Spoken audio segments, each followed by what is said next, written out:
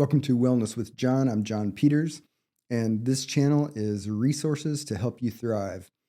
In today's video, I want to talk about forgiveness because if we learn how to work with forgiveness, it can be a very powerful way to ease a tremendous amount of chronic stress and emotional pain. So stay tuned.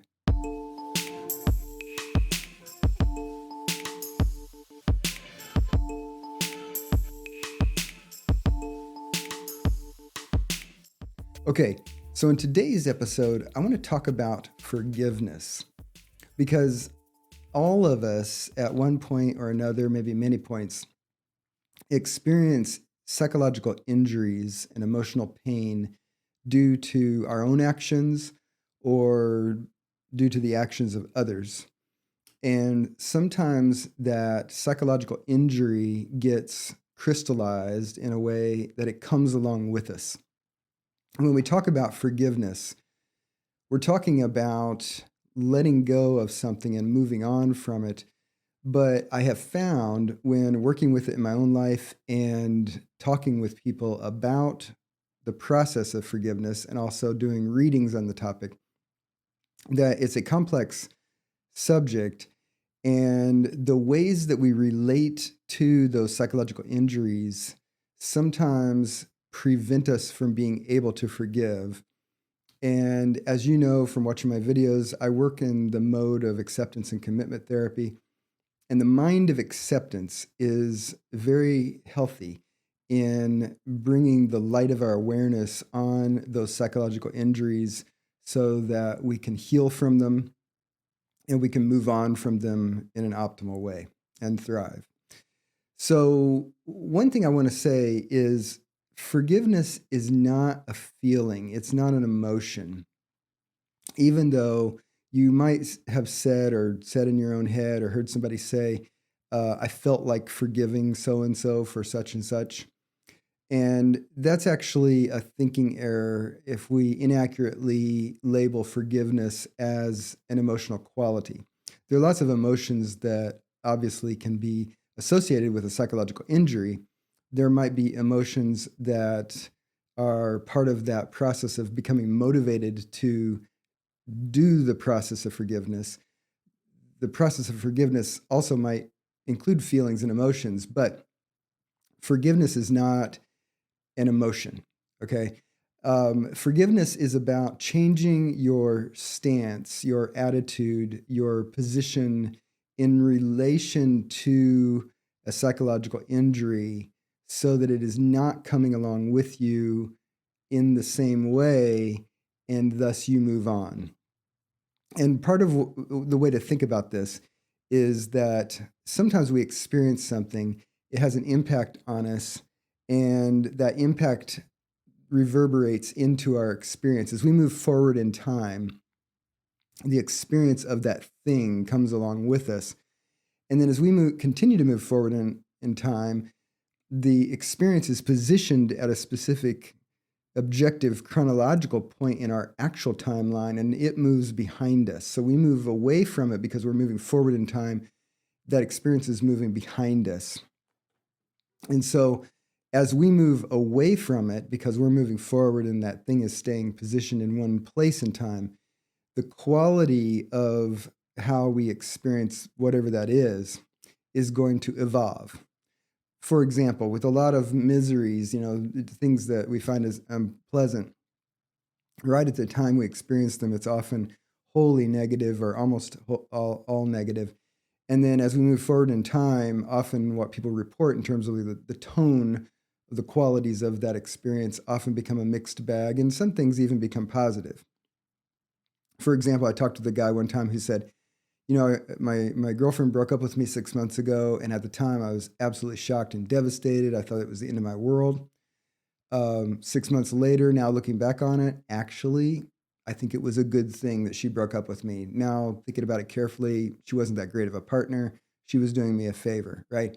So at the time of the experience, he had a wholly negative appraisal of the experience, but he moved on and evolved through time, and that experience went behind him into his past, and he reviewed and changed how he thought about the experience as he evolved on through and out of it.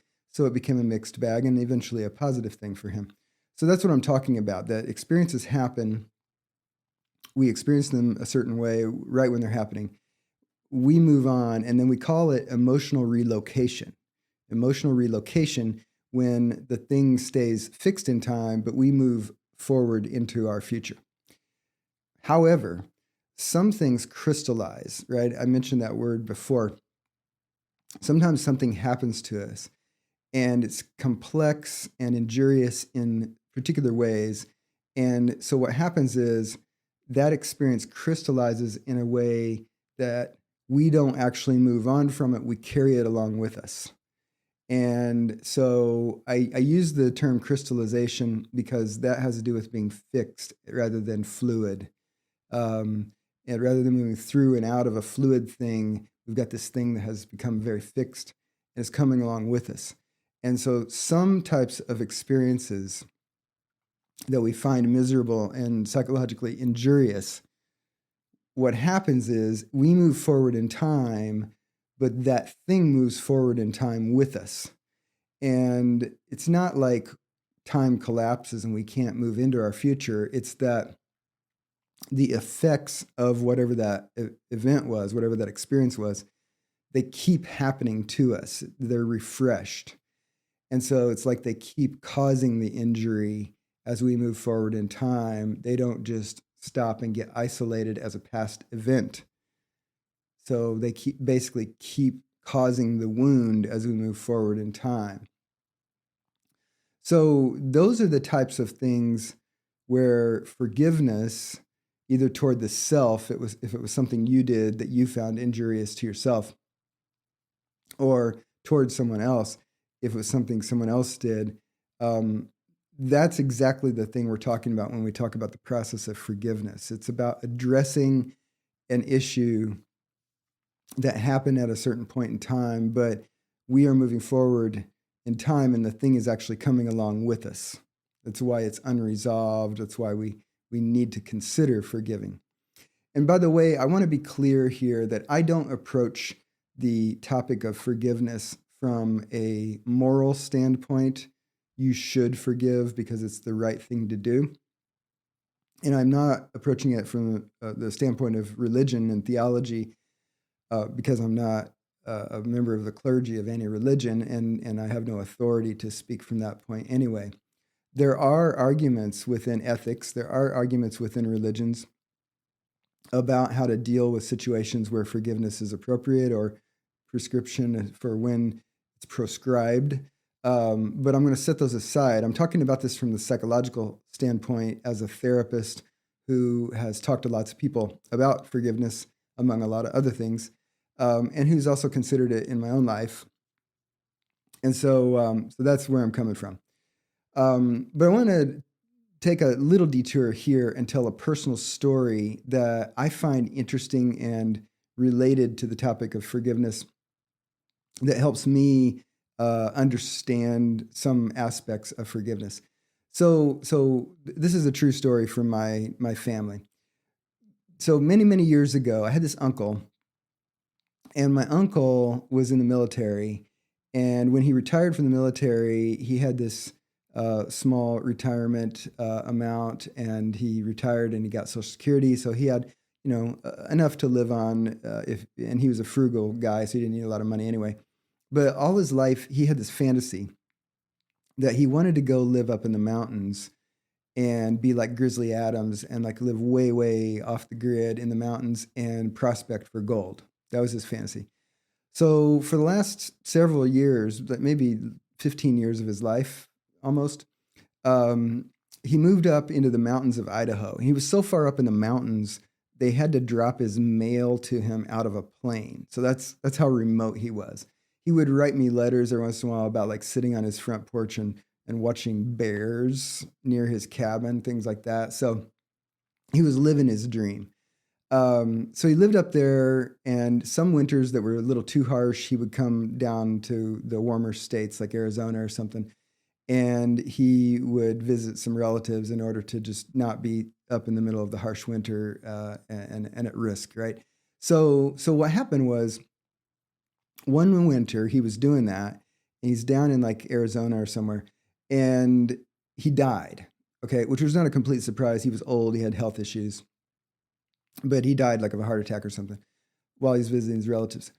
And I will add that during the last many years of his life, when he was living up in the mountains and prospecting for gold, he never ever showed up with any evidence that he was finding lots of gold. No bling, no buying a new car or anything. He drove this beat up old truck. He just never looked like he had any money. But because his avocation, for the last many years of his life was prospecting for gold, people just thought gold. And the minute he died, what happened was three different factions of my family all split up and started and lawyered up and started fighting over possession of his truck, which basically was the only thing that anybody knew that he owned. And so everybody wanted this truck because I think everybody was thinking that either it's full of gold or maybe it's got a map to where the gold is hidden or something like that, something stupid like that. I was not involved in this directly, but I observed this more closely than I wanted to, actually.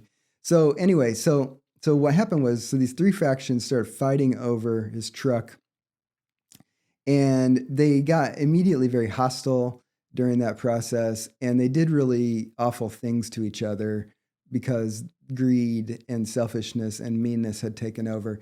And so during this fight, even like when he died, they ended up having three different funerals, and each of the factions had their own funeral and didn't invite the other people. They also wrote three different obituaries and like left the others out of the list of survivors because they were all so mad at each other. So the short part of the story is that the court took possession of the truck in order to solve all of the probate arguments that these three factions had about ownership of the truck. But it turned out that the truck itself was worth like $500, and there was nothing of value in the truck. There was no evidence of any gold anywhere. So nothing was worth anything, except what happened was through all that fight, everybody then hated each other. And I mean, hated each other. So they all cut each other off and they stopped speaking to each other. And, it wasn't a super close knit family, but, it was the kind of family where people talked regularly. People went to family reunions. People had different types of associations. Suddenly, there are these three completely disparate factions having nothing to do with each other and hating each other's guts. So that went on for like 5 or 6 years after that event where all that crap happened. And then what happened was everybody in that older section of the family were fairly old, which is why my uncle, died of natural causes. They were all kind of old. So what happened was one of the members of one of the factions got a terminal cancer diagnosis. And so that caused that person to have this existential reflection and think, I don't want to die with all of that unresolved crap out there. And so what he did was he sent out a letter to everybody and basically said, look, I think I might die soon. I don't want to die without making an attempt to resolve all this stuff. And maybe you all should think about that as well. And what happened was everybody did think about it, and people met together and forgave each other for all of the mean crap that they did to each other when my uncle died and all the mean things that they did and said after that. And so this story is very compelling for me because if I think about why is that moment of forgiveness magical, right? So we have the death of my uncle, we have like 5 years, and then we have forgiveness, and then everybody is feeling less stressed and more emotionally okay. So there's a specific point in time where that happened, right? But why couldn't why couldn't that moment have happened at the 4-year mark or the 3-year mark or the 2-year mark, or better yet, why couldn't they have just not been mean and greedy and stupid to begin with, right? But when we think about forgiveness, we often feel stuck, like I cannot forgive. And this story to me helps motivate me to think about why we don't forgive, because the reason that we think that we can't or shouldn't forgive often crumbles upon examination. And what motivated the one family member who got the cancer diagnosis to examine that and then cause that cascading crumble that included everybody else wasn't because like a certain time went by, right? And, okay, well, we've all been mad enough and now it's time to forgive. It was because he just decided to, right? And he could have decided to do that earlier. They all could have decided to do it earlier. So whatever reasons any of them were thinking that they had to not forgive were not valid, right? Because they could have done it sooner. But this is an important point. And when I used to give this lecture on forgiveness to a stress management course that I taught for many years. And one of the things I'd do is I'd say to the class, I'd say, you don't have to tell me what's going on in your life that you're not forgiving someone for. But if anybody out there has something that you're not forgiving someone for, just tell me why you're not forgiving them. I just want to know the reason you're not forgiving them. And so people often give these answers like, well, if I forgive them, then that person will think that it's okay. Or what they did was so bad, it's unforgivable. What they did continues to affect me, and because I have those effects, then I won't forgive them. I want them to suffer, because if I forgive them, maybe they will suffer less, and by not forgiving them, I want them to suffer more, or I have no interest in reconciling with that person, therefore I'm not going to forgive them because I don't really ever want to have contact with them again. So there are all these different reasons why people don't forgive, okay? But one interesting thing about adopting a mind of acceptance in order to open to the possibility of moving on through an injury, through the process of forgiveness, one reason to consider that is that if we look at the reasons that we are not forgiving, we might find that actually there's some valid concerns, some things that we need to pay attention to. So, for example, if I say, I'm not forgiving so-and-so for such and such, and the reason is I want them to know what they did was bad, that I do not think it was okay, and I do not want them to do it again. Not forgiving them upon examination is actually not necessarily the only strategy to achieve that end. It's not necessarily the best strategy to achieve that end, right? So I've got a goal, I've got a need, I've got a desire, I've got something of value, which is I want them to know that what they did was not okay, and I want them to know that it's not okay for them to ever do anything like that again, okay? That's my goal. Not forgiving them may or may not achieve that. If I look at it from the other person's perspective, the fact that I haven't forgiven them might not shape their behavior. I mean, maybe it will, maybe it won't, but the strategies related to delivering that message, what you did was not okay. It is not okay with me, and it's not okay with me if you ever consider doing that again. If I want to deliver that message, there may be more direct and powerful ways to do that, and ways to sustain that need, that desire, than just not forgiving the person, right?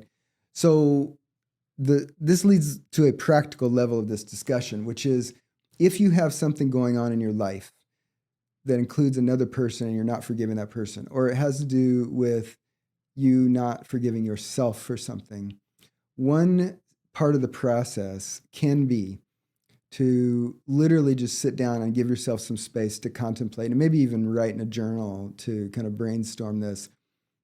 What's the answer to the question, why am I not forgiving? What is it that's a barrier to me forgiving? And when we ask that question in an open way, and we're open with ourselves about what the actual answers, maybe plural, are to that question, then we find out, yes, there are these things. Like, I don't want to reconcile with that person. Okay, don't reconcile with that person, right?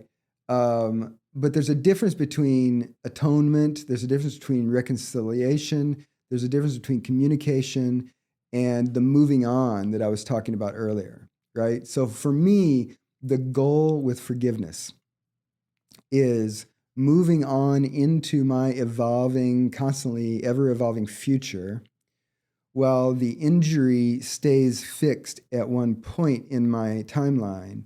Thus, I can emotionally relocate it into my past while I move forward. That's the goal, right? That is a separate goal from I want to reconcile with Susie. I want to let Joe know that he sucks and I am really mad at him for what he did, or that thing is not okay, or all these other things that are related to the stuckness of why we don't forgive, or they're related to the injury that happened and our ongoing experience of it.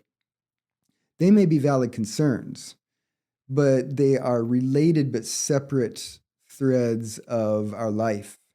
And so part of opening to a potential process of healing forgiveness, which again for me is moving on, and it's about your personal well-being, your personal emotional, psychological health. It is not necessarily about atonement, reconciliation. It's not about taking care of the person who did the wrong, right? It's about you moving on. I think a good step is opening to a careful examination of why am I not forgiving, which gives us the answer to what is it that I value here or need in order to be safe and healthy, or think I need. And can I look at that as potentially separate, distinct, aligned, but separate parts of what I'm up to and want to be up to or not, but separate from the injury itself, right? Because again, you really can find a way to move on and to heal without having to commit to doing something you don't want to do, like reconciliation. You also can move on without necessarily letting go of those other things, some of those other types of things that I mentioned, which is letting the perpetrator know that what they did was not okay, letting them know that it is not okay for them to do that kind of thing ever again. So we can retain those things.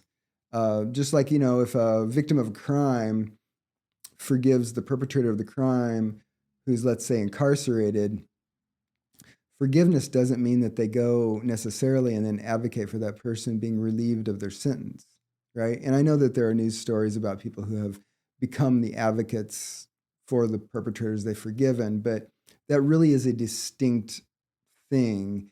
And I don't want us to associate that type of what we could call atonement and mutual support. I don't want us to think that forgiveness is necessarily about that. Forgiveness is about you moving on. It is not about you taking care of a perpetrator. It is not about you reconciling with anybody. It's not about atonement. Those things exist. They have their place. One can contemplate when to engage in those types of processes.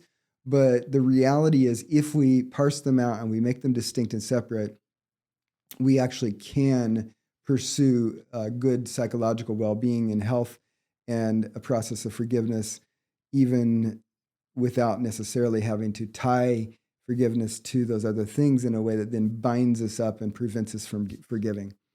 Because if something comes along with this that was injurious and it continues injuring us, we pay a cost of the quality and level of that injury times time. And for some people, like in the example I gave of my family, those injuries that my family members experienced caused by each other went on for 5+ years before they resolved that and stopped that continuing renewal of the injury. And that's a lot of loading of psychological injury, right? So the motivation, I think, centrally for pursuing forgiveness is relieving ourselves of this ongoing emotional injury. And it is all right for that to be a selfish motivation because it is about ourselves. Forgiveness is about my health, not yours, not someone else's. It's about me being healthy. And your forgiveness is about you being healthy. And moving on does not mean pretending that you're unaffected, because you will still feel the effects of that. It just means that it becomes uncrystallized, it becomes fluid, and it doesn't come wholesale along with you as you go into your future. You're not bringing along that burden of that crystallized injury with you, and you can find relief. Now, even though that's a complicated set of things to say about forgiveness, I know that my saying all of that is often more simple than actually doing it. But I would encourage you consider reading books on forgiveness, because people have treated the subject quite well. I'll put a link to one of my favorite ones in the description of this video. And it's also something that sometimes people go talk to their therapist about, in terms of processing how they were injured, how that's coming along with them, what might be the sticking points binding them from being able to pursue some sort of fluid moving on and forgiveness. But I will tell you that at least some of the people who will watch this video, if you really look at it with an open mind of acceptance, you're going to find that it is possible in ways that you might not have been thinking about. Because I have seen this when people do sit down and consider, why am I not forgiving? What is it that I want to need, or that I need, or I want to protect here? Can I retain my safety? And can I retain these things that I want and desire and need, while also letting that thing become fluid so that I can move on? Absolutely possible. Absolutely. And so I invite you to do that. Check out the links below. I'll put a link to resources in the description for further reading. So if you like this kind of content, feel free to like, share, comment, and subscribe. And I appreciate you joining me today, and I'll see you in an upcoming video.